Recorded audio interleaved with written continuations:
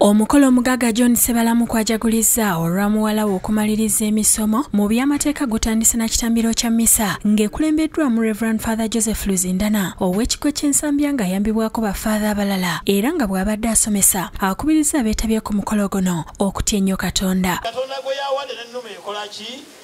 Ennume esobola okuzaala naye Abaganda nga bakiraba nga tebaana bikola ki? Kuba mu ngalo akitegedde naawe bannange. Kakati naawe olwaleero Katonda gw'alawo omukisa olwaleero ne bw'oliba oli mwavu otya olwaleero genda gagga wali Mukama ajja bikuwa. Amiina. Ne bw'oba nga tozaala nga Saala ojja kuzaala naye oba tolina mirembe ojja gifuna. Oba oli musiraamu oba oli muprotestant oba oli biki ekikulu Katonda akutaddeko engalo ze ajja zikuwa. Amiina.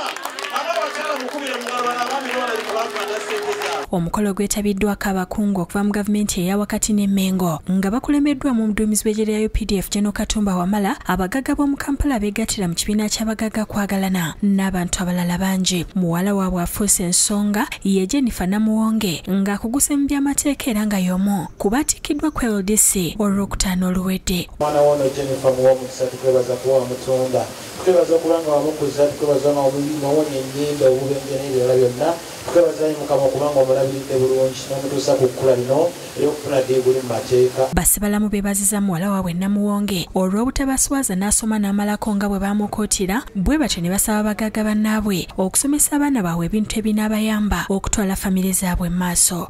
Naye twebaziza mu maaso g'abantu bano bonna bajulizi bw'osomesa omwana n'asoma ky'oyagala ate nga nze ali close ku famire eno ngimanyi eyagala nnyo abaana. Reverend Luzindana oluvannyuma asabidde ekizimbe kya Freedom City okuggwa n'oluvannyuma abagagga ne basanyusibwa abayimbi ab'enjawulo.